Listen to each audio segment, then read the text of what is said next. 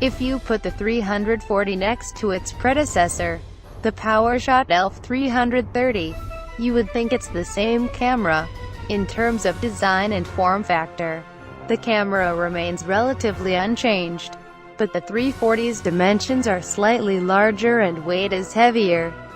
It still has that tapered design with rounded corners, and is easily pocketable, but not as lightweight and compact as the smaller ELPHs.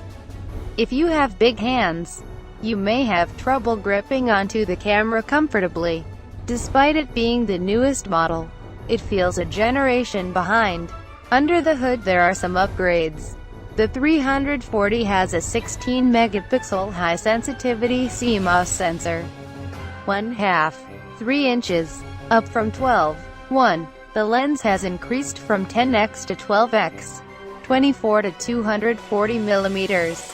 First shooting has increased to 3.9 shots in program mode, but, in general, it's still slow. Aperture, f3, 6 f7, and shutter speed, 1-1/2 0.000th of a second, are automatically set, while exposure compensation can be adjusted in program mode.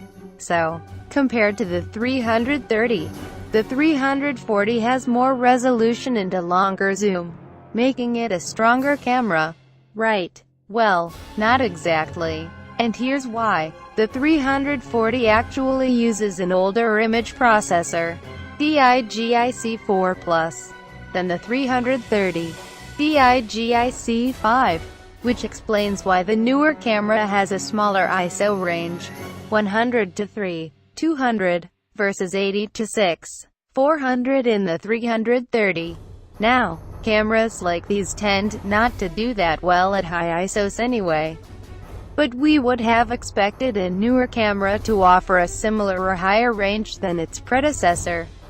The 340's lens, while longer, is a millimeter less wide than the 340's.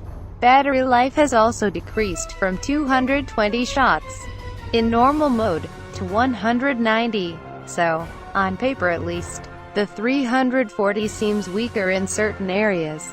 What you do get in the new camera are additional wireless connectivity features. The Wi-Fi